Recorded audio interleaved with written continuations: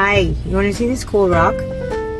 I was knitting here in the parking lot, and there's like this bank of rocks, and this one is so good. But also I wanted to show you another one that I just learned that there's this kind of rock called a hagstone, and I've been listening to the book Hagitude by Sharon Blackie, and she talks about how the hagstone is a stone that like has a naturally occurring hole in it, and so if you look through it right with this eye and you have the other eye closed, you are able to see into other worlds as a hag would be able to see into other worlds, and it's representative of like the wisdom and perspective of elder women in our community. And I'm not in that phase, even though I want to be, but this one doesn't have it all the way through, so I think that's me now.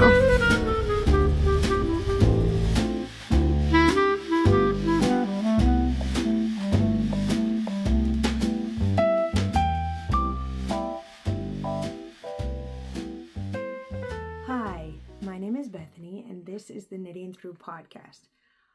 I am coming to you fresh-faced and with,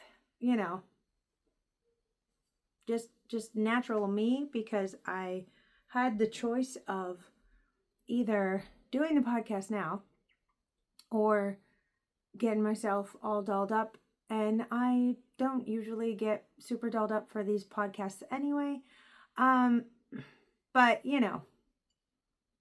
so I chose to just come in here and talk to you about knitting, because that's what I've been wanting to do for over a week. Yeah. I want to talk to you about all the things. So I'm going to try to be organized in my presentation of the things, because as I was looking over it yesterday, just like in preparation to do the podcast, I was like, oh man, I did a couple of things that I didn't plan on doing. So I veered from the course a little bit. But I think even if I hadn't veered from the course, I wouldn't have been able to finish both of the goals for February. So if you've never been here before, thanks for hanging out. I have this warm cup of hot cocoa in my hands because it is March 8th, 2026. But it's still chilly, a little bit chilly. I would say I just run cold anyway. So it takes me a while before I'm like, wow, it's hot. My husband is almost already there, I think. Yesterday, the AC kicked on for a minute because it got hot enough. And I turned it off because I was trying to focus on something. And one of the intakes here out on the front porch is kind of loud. And after I turned it off for a little bit, he came in and he was like, why is it so hot? And I was like, yeah, weird. And then remembered to turn the air conditioning back on. I told him about it later. I don't know why. I don't know why I feel like in the moment I should be like, yeah, what?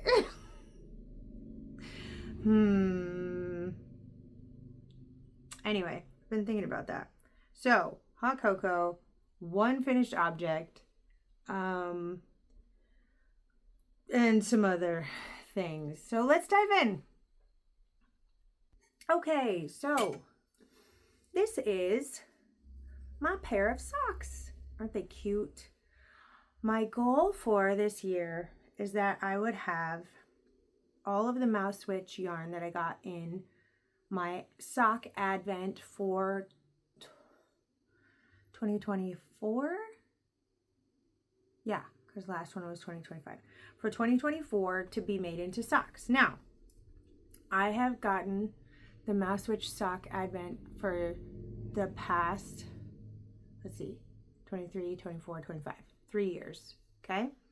And I absolutely have loved it. The last one that I got, I'm not sure if I want to make it into socks or something else. I've been thinking about it. But the first one, I've used almost all the yarn from the first one for different projects. I'll breathe and slow down. Okay. So that's nice. It feels like I'm kind of actually using the things. And if I can keep with this goal for this year, then that'll be really great. So these are just the biscuit sock pattern for the main part of this sock. The stitch. Oh my gosh. My words have all left me. We're going to keep trucking though. So you might notice this is like not the same on the leg, right? That's because the cuffs are the same. They are the same. So I can make it look the same, but actually one of them is like 5 rounds different than the other one. I don't know how that happened. I thought I counted them both at 70 and 70 rounds. So I want to check and see which one's 70 and maybe one is 65 or maybe one is 75. I don't know. I have counted these multiple times and I'm still getting 70 on each leg. So I don't understand. Maybe I don't know. Maybe I messed something up somewhere, but it's okay because I thought when I was holding them up to show MJ, I thought that I had messed up the leg because I was holding them up by the, like with the cuffs together and it looked like this. And he was just kind of like, yeah, you finished them. That's good. And I'm like, what is going on with your face? Why are you being weird? If you don't like the socks, they're not for you. You know what I mean? I immediately go into like defensive mode. And then I look at the bottom and I was like, oh no. And he goes, yeah, that's what I was thinking. And I was like, oh, dang it. So thankfully the feet are the same size, even off the blockers, they're the same size. And these are just a little bit off, but that's okay. I'm not going to feel that on my legs. I think I'm going to be fine with it. So, I just don't think this would be worth going back and cutting into and doing surgery over. So anyway, this is the yarn that was inspired by London. There are 4 locations in the United Kingdom that she was inspired by for the yarn. And so this is the red for the phone booths. And this is the London, gray, foggy London town color. So I am really liking these. This was more of a product knit for me by the end. I was excited to use the yarn and I was excited. I really liked this red. So starting the sock was really fun. And then I was interested to see if it would pool a bunch, which it did not. I mean, I'm really pleased with this. So there's a little bit here on this first one, but it went really well. That was really great. So I must have knit this first one longer. Anyway, so I act like I'm gonna get to the bottom of this. I just counted the leg rounds and they're the same. So I don't know how my tension could be that different per sock. And usually my row gauge doesn't like change like that. So anyhow, all of that to say, they're super long. I usually only do a 60 round leg, but I did 70s for this and I had quite a bit left. Here we go. I had quite a bit left even after adding quite a bit to the leg. So I've been thinking about doing some socks with some welts on the leg because I think I would be able to have more than enough left by doing that. And then I've just got this little ball of the red left. It's a little bit of a softer pinky red. The camera, it's brighter on the camera. And I like the real life color too, but I always am like, oh, look at that. They pop. It pops on the camera. So I normally, when I finish a pair of socks, I like put it into rotation immediately. In fact, sometimes I don't even wait to show you to wear them, which is fine. It's my life, you know, with my socks and everything, and that's fine to do. But with these, I think I'm actually going to wait. I think it would be fun to take a picture of them. See, I was holding them like this for MJ, and that's why his face was like, yeah. I think I am going to save them though. I have this cedar box that MJ made me, And I don't know if he was making it specifically for a box of socks in a year stuff, but it's kind of perfect for that. So I'm going to put these in there. I'm contemplating also putting the leftovers in there to see if I can make like a pair of shorties or something out of the leftovers. I'm not sure. I'm still thinking about it. I don't know. So along with that goal, right, is, and I used US 1 with this. The yarn seemed to want that. With some thicker yarns like Patton's Crow and things like that, I'll often use a size 1.5, but this yarn does, I think, really well on a size 1. So we have the next yarn, week 2, from the Advent, and I have it all wound up here. So here's the London one, and then the next one is this Belfast one here. So that means we've got our purple cuffs. I've already got both cuffs on. To be frank with you, these are not like, I'm not ahead of the game. I was behind. I didn't meet either goal for February. I wanted to get my November jacket done, and I wanted to finish this pair of socks in February. I didn't have either of them finished by February 28th. This second sock was maybe like a third of the leg was done or something on it.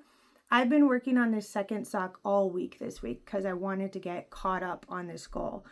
And so I have, which is great, but I'm not trying to, I'm trying to normalize, like, I didn't get either of my goals done, and that's okay. Like, we're not going to try and make it out to something better than it is. That's okay.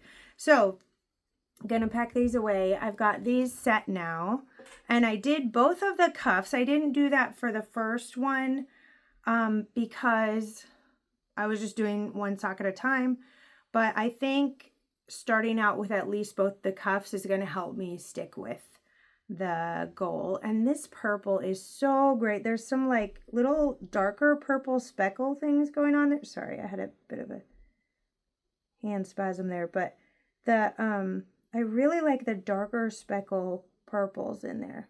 I think they're so cool. So and this is the main color. I've got it all caked up on my little yarn turner here. I absolutely love this thing, and I have a feeling we're going to be doing a lot of walking. One of the weekends this month we're going to be going to Metamora, where my mom owns a bed and breakfast, and our whole family's going to be there. It's going to be so fun.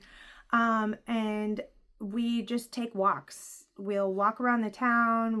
They have some really cool shops there. I think my dad's shop is the best one there, but they have these really great shops, and one of the best ones is the ice cream shop there. So we'll often just walk to the ice cream shop, and then on our way back walk with our ice cream. And so I think this is going to be really great, because having a whole cake of yarn in like my purse or trying to stuff it in some jacket pocket or something, I just really don't like that. So not only does it have this little thing, right, and it turns on that, but if I take the strap off, it sits down on the table and turns, and it's a really smooth turn, and I really like that. So if I'm taking it with me, I could take this part off. It's magnetized, so, but I usually don't. I just usually take the whole thing with me, so because they're strong magnets and they stay on there. So that's the goal. Also, we just took our first family walk, our little family here, me and the husband and the 4 kids, because it was so warm the other day. And a lot of times we'll take, oh, that's a spider. Huh.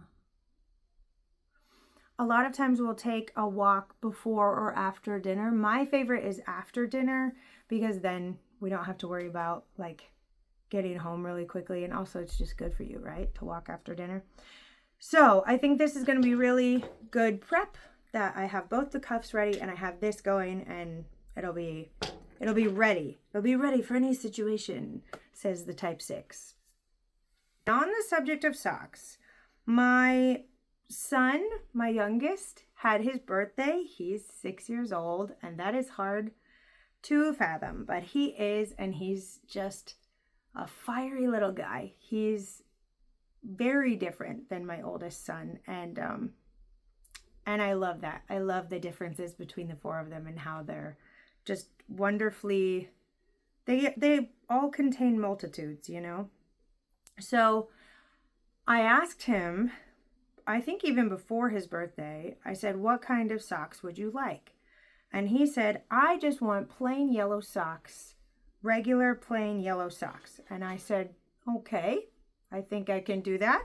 So I went in my stash and looked for some yellow yarn. I didn't think I had very much, but I found this Nervous Fibers colorway that is actually a DK sock yarn. So it's 75% wool, 25% nylon. Perfect.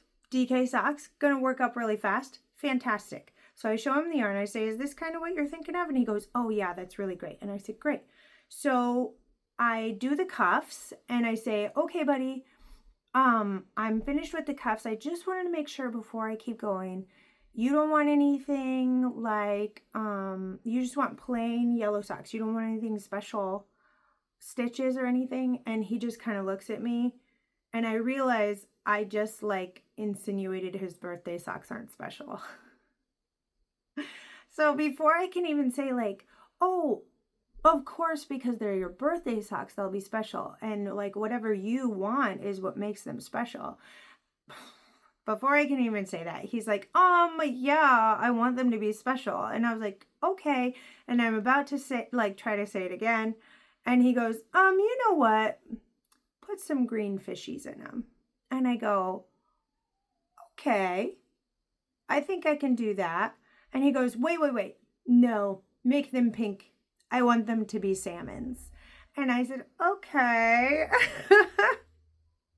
So let me check and see if I have a fishy pattern and if I have the yarn for that. So in my head, I'm like, what a request, which is so silly, because if he would have started with that type of ask, I wouldn't have blinked. Like, there's birthday socks and I can make fishy socks. So why? But because it started with like just yellow vanilla DK socks that were actually going to take less time than I thought, it just was funny. I was just like, okay, well, this has changed dramatically. So started with the Nervous Fibers colorway, which I believe is a one-of-a-kind colorway. I don't think it has a colorway name. And then, okay, I'm going to move my socks that are in progress here. I really do. I didn't get my goals done, but somehow my yarn area in my front porch is just covered in bags and yarn and baskets. And some of the baskets are just completely empty. It's just, that's where the baskets are. I gotta take a second. So, then I went in and I found this DK weight yarn, and this is just a superwash yarn. There's no nylon in it, but because the fishies are just on the legs, I don't think that's going to be a problem. And this is by Big Little Yarn Co., and it's called Howl's Coat.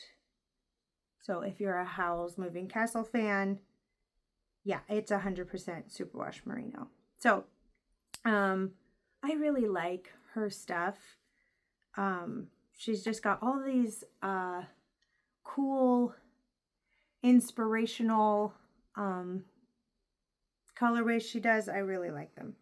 And I'm thinking about casting on a hat with this as soon as I'm done with his socks. But then for the water, I went ahead and just doubled this fingering weight yarn. And that actually made the gauge quite different. And so I had to start the socks a couple of times. I did the cuffs with 40 stitches on a 2.75 millimeter needle, because that's what I've done my DK, so a US 2.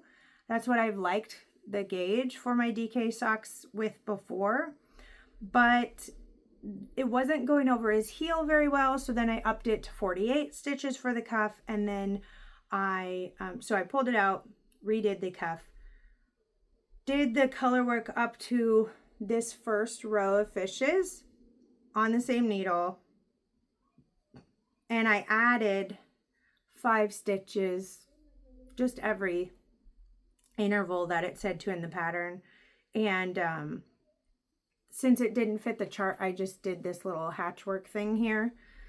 And then that didn't go over his heel super well. It was pretty tight to get it over there. So I pulled it out again and did the increases and went up to a 3.25 millimeter needle for the color work. So this one's still that needle, and now it's doing pretty well. So I've had to restart these socks a few times, but I'm glad I did, because part of me, when it was tight on his heel, I thought, you know, like, I could just be okay with that. But that means he's going to grow out of them way faster. And I have this theory that kids in the summertime, they just grow faster. I don't know what it is, but it seems to be true.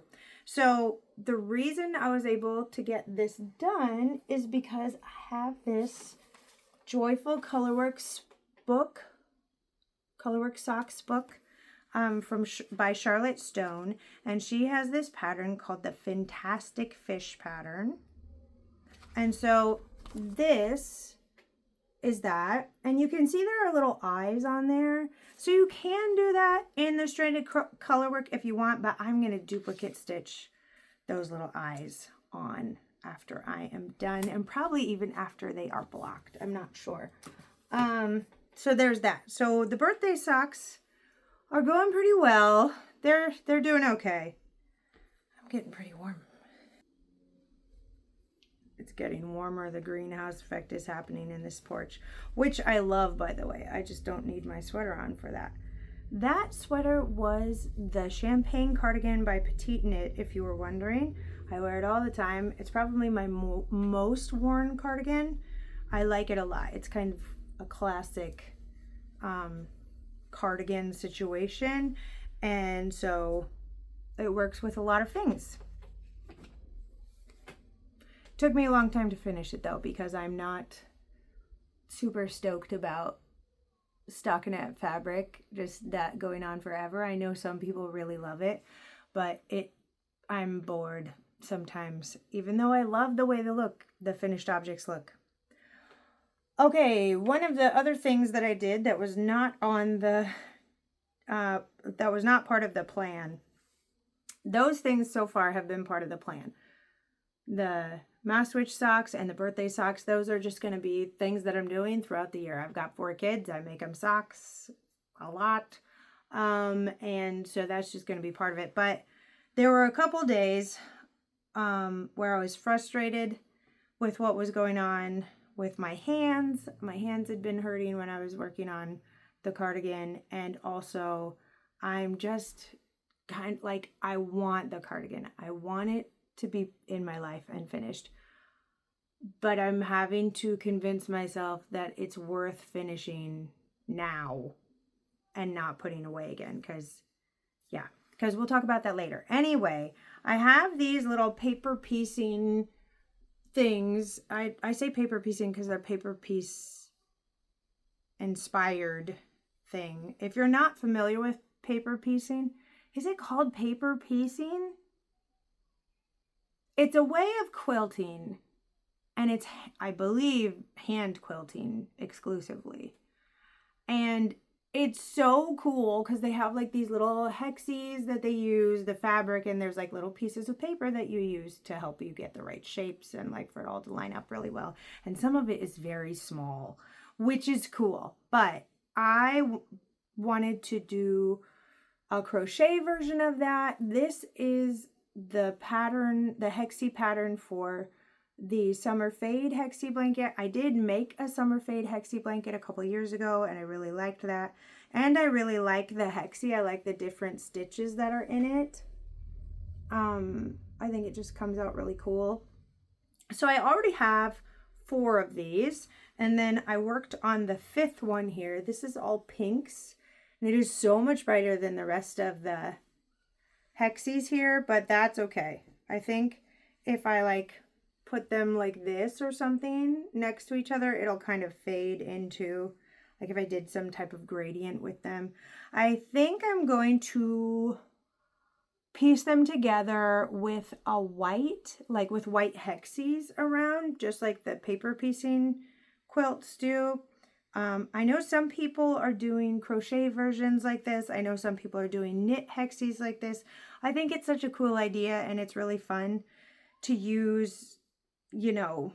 I think it takes 10 grams of yarn to do a hexie, at least with the way that I'm like with my gauge and tension and everything. So that's kind of cool.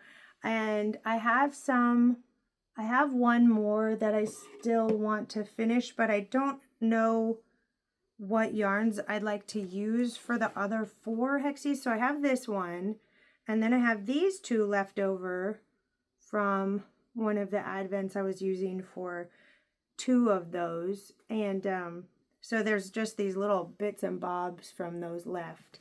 So I think if I might just do those up.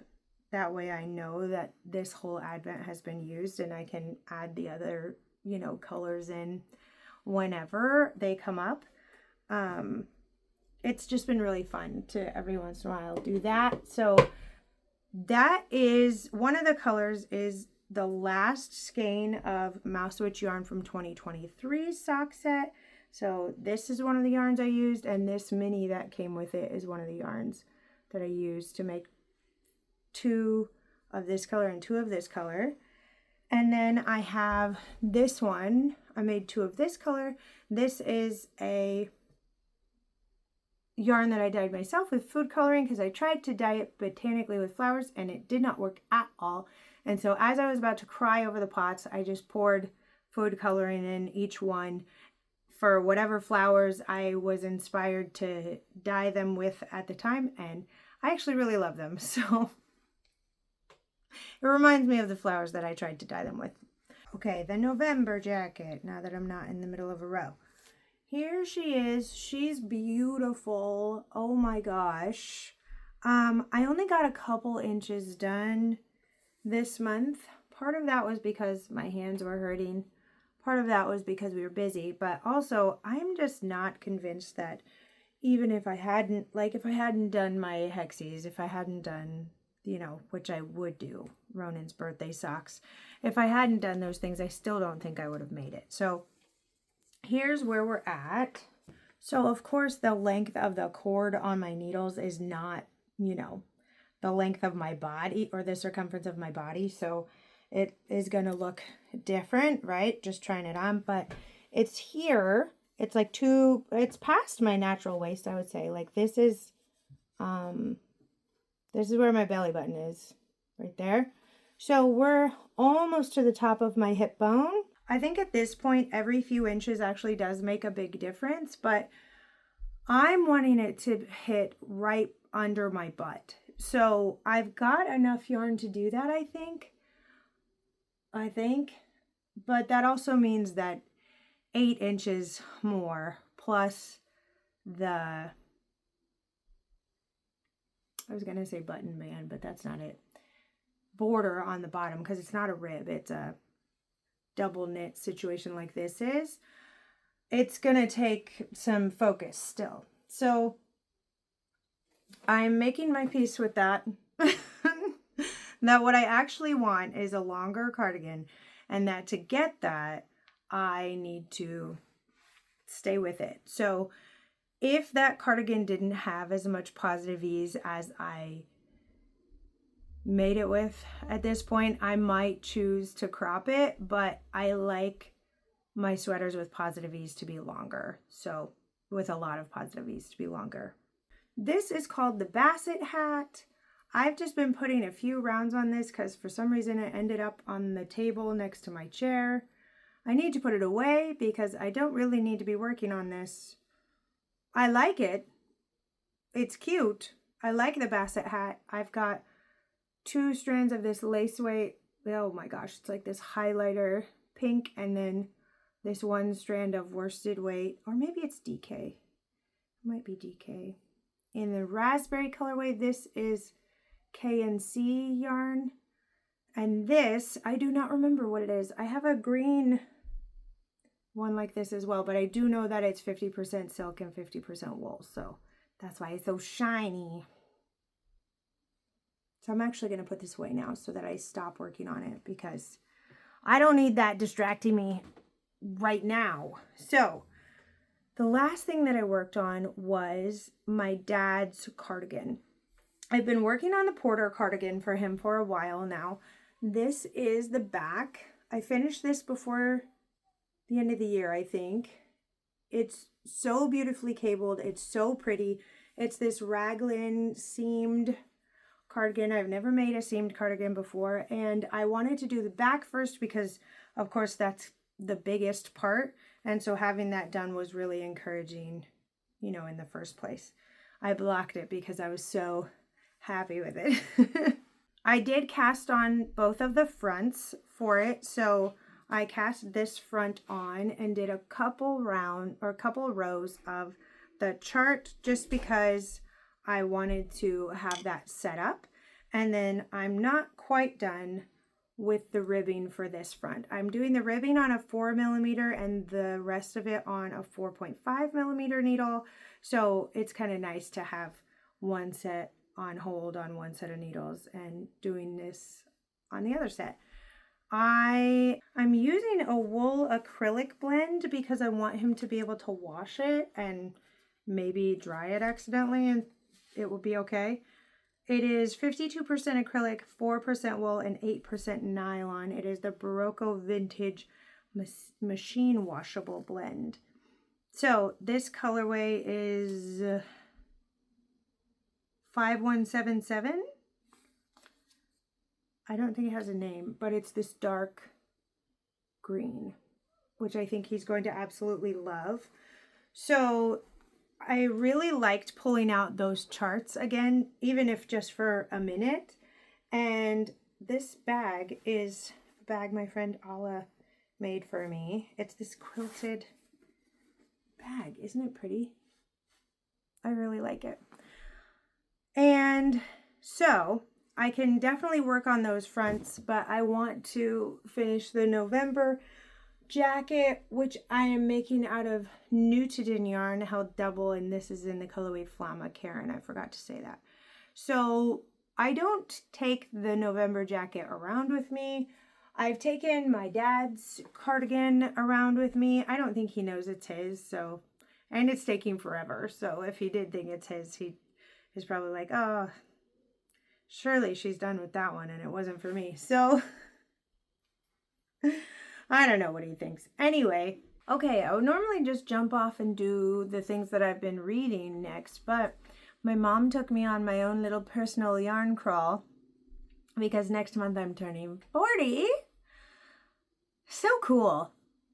So cool. Turning 30 was great, and I think turning 40 is going to be also awesome. I love that throughout the years, there is just so much less anxiety about what other people think and so much more leaning into like the stuff that I want to do and being thankful for the stuff that like I have and yeah, just living my little life. It's great. So, she took me on this little personal yarn crawl, which was so great. And spending time with her in and of itself is nice. She's an absolute hoot. She's so fun and she's really kind and she's a good mom. I know that some people don't have good moms, but I've got a good mom. So I really like hanging out with her. She's not perfect, but she's pretty great. So, and I think I would choose that over a perfect mom anyway. Yeah, so we went to these 3 yarn shops. We went to the Knitting Otter and we went to the Mass Ave Knit Shop. And I can't remember the third one we went to, so I'll have to put it up on the screen. They were all lovely. They were all different, which was cool. And I'll show you what I got. So I got this Entremato hat and cowl kit. The yarns are Malabrigo and Blue Sky Fibers. So I think it's really pretty. And the white there is this alpaca, which I like. I've used lace weight alpaca before, but I think this is a fingering weight alpaca. And it's 53% Surrey alpaca and 47% baby alpaca. So there's not even like a silk cord in here or anything. It's just all alpaca. And everything that my mom would be like, ooh, this is nice, and she'd reach out and touch it, it was all mohair. Everything she did that with, it was all mohair. And I'm like, girl, I didn't know you were into like the fuzzy yarns.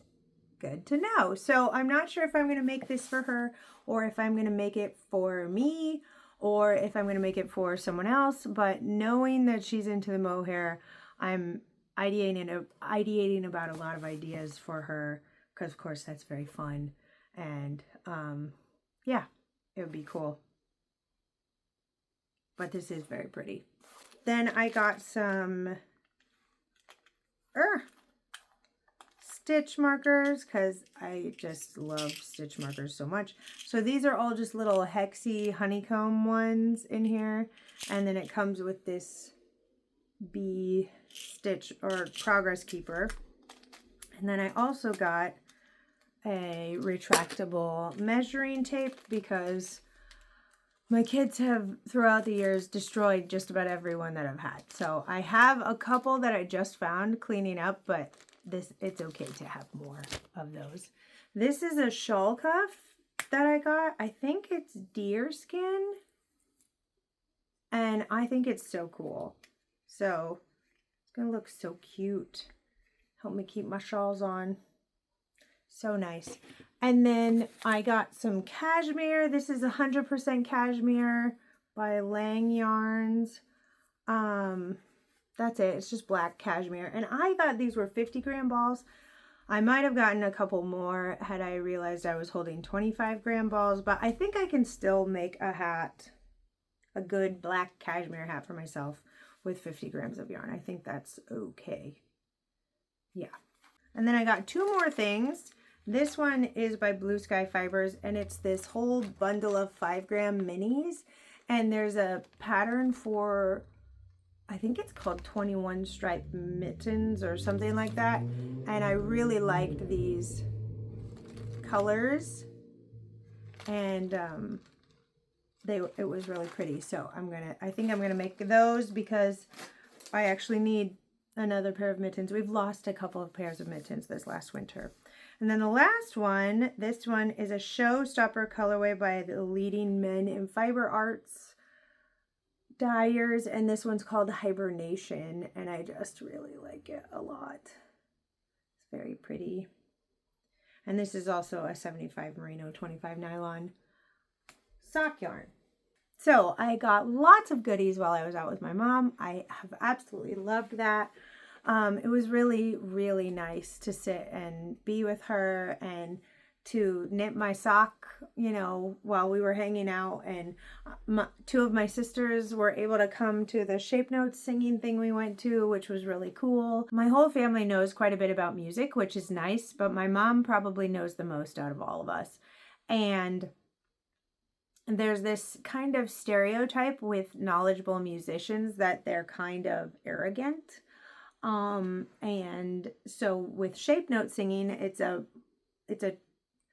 old tradition of teaching. It's an old tradition of teaching people music, so that children can learn, people who can't read can learn. It's a really accessible way for them to learn, and it's kind of like the solfege thing, but not really. It's different. So anyway, my mom was trying to tell me about the Dorian scale, and she lost me somewhere in there. But I think there's this like arc with all things that you learn about, and knitting is one of those things too. Music is one of those things too. One of my sisters is a really accomplished barista. She is a level 3 or level 4 barista, whatever level it is that you're like going to the national places and teaching people. That's what she is qualified for. So there's this like arc, right? You start and you're like, oh, this is garbage. I can't do anything right. This is I'm learning. I'm going to keep trying to learn. Okay, I'm seeing some improvement. This is great. I can make some things that I really want to make. Then we go over to the other side, right? We're at the top and we're like, "Oh my gosh, I'm so good at this. This is amazing." And actually what other people make is garbage, and I can tell them everything that's wrong with their stuff and this and that and the other. Then we get over to this side of the bell curve and it's like, "Oh, actually, there's this whole world of variables around knitting or music or coffee or whatever else that like is literally based on tradition or taste. Like there is no wrong answer actually in this area. There are so many variables that anything people are making is cool. Anything people are making, even though it's different than mine, is different, and like I want to know why they chose those things, and I'm going to be learning all the time because there's so many variables. So you have all these variables and like you realize there's an infinite amount of knowledge out there that even if you spent your entire life studying it, there would still be things you're learning all the time. I think that's amazing in lots of instances, but especially in the world of knitting, where there will be people who have been knitting for decades and decades, and then someone who's been knitting for 5 years will come in and be like, yeah, I saw this technique, and the people who have been knitting for a really long time are like, what? Show that to me. I've never seen that before. And then vice versa, right? Of course, we're learning from people who have been knitting longer than we have too. So fascinating stuff. And the Shape Notes singing thing was like that, where my mom, who is so knowledgeable, like is just, it's like she's at a workshop. She loves it. She's learning all about it, and it's so fun. So it was really cool. And that's where I got my cup. My sister bought it for me for my birthday. And I really had a great time there. So on to books. I'm making my way through 3 of them right now. I finished the Mistborn series, and honestly, I was really satisfied with the ending of it. I really liked it. There are a couple points in the storyline that I'm kind of like, and I actually think I might write a note to Mr. Sanderson about it and be like, I question, is this how, in the first book, is this how she thinks about it because she's deeply 16 years old? Or is that how you think that should have gone? Like, just question. I'm in the 2nd chapter of this book called Haggitude. I really, really like it. It's called Haggitude, Reimagining the Second Half of Your Life. I'm turning 40 next month. Somewhere between 40 and 50, it is most likely that I will cross the threshold of whatever halfway through my life is. But even with that, I'm still deeply in a motherhood phase. So part of me is a little bit disappointed. I've had to like pull back and be like, no. This is still in your future. It's okay. Like I don't know, burning away of everything that doesn't matter, the figuring out who you are by yourself, like on your own, like that's still coming for you. It's okay. It's okay. So she talks a lot about postmenopausal women, how our society thinks about them, lots of folklore and myth, and also like psychology, and it's just really, really fascinating. I've really, really liked it. And it's like number 1 on my, if I have time in the car by myself or whatever, that's what I'm listening to. I'm also reading I Haven't Been Entirely Honest with You by Miranda Hart. I really like this one. It's about how basically she picked up the pieces of herself after having kind of a physical breakdown. And I can identify with that quite a bit. Chronic pain and chronic fatigue are something that I've lived with for a really long time. And so I really, really like the way that she's written this with vulnerability and humor and a lot of stuff. Also, I'm still only on chapter 2 of this one, but I really like it. I had the audiobook on my library app, but it needed to be returned. So I already had the physical copy at home. So I'm just going to keep reading the physical copy till I get the audiobook back off hold again, and gonna keep going through this one. I really like it. I really like the 2 books that I'm reading. The third one, I'm trying to get through it. I'm on chapter 13. I love that I have this Wuthering Heights book with my Wuthering Heights bookmark from Knitting Nakabi's yarn gothic book inspired yarn club last year. Absolutely love that. Do not love the book. I must say, Emily Bronte, oh my gosh. I realize that the novel is supposed to bring up issues with society, right? It's supposed to bring up issues around racism. It's supposed to bring up issues around abuse towards children. It's supposed to bring up issues around like people just being married to the people that they love without having to worry about like their fortunes and stuff like that. I understand what's happening, but also, wow. There's so much. Oh, yeah. There's so much going on. And it is this weird kind of situation where now I don't know if this is actually the case. I'll have to see if Emily Bronte ever wrote anything about this, but there's this case being made that Heathcliff is Catherine's half-brother, and of course that means that their romance and their pining for each other is gross to me, but yeah. All of that being said, one of the bingo categories for this year is a book that was turned into a movie. So we all heard about the Wuthering Heights movie that was coming out, saw the previews, and we were all just like immediately disappointed. So my mom and my sister went to go see it. I was wanting to go see it just like to see if I was going to be proven wrong at any point.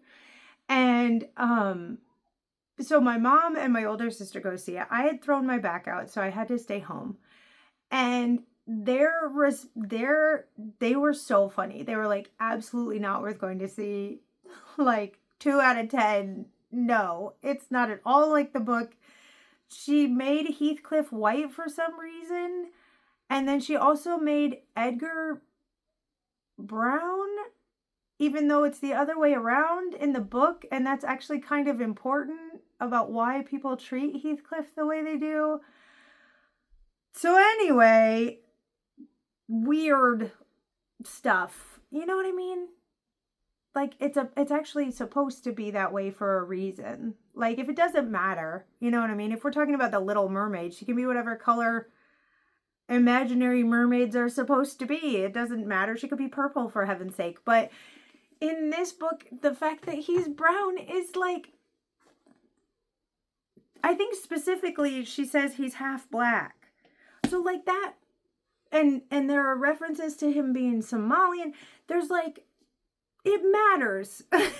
It matters. Like, so anyway, I haven't finished it yet because I'm actually kind of mad about the movie, but also it's insane. This story is insane. So I need to get through it though. It's a classic and it would count as my, book turned into a movie thing. And I think I might just watch a different version of Wuthering Heights because I've heard there are a couple of good ones. Anyway, that's it for today. Thanks so much for joining me, and I'll see you guys next time.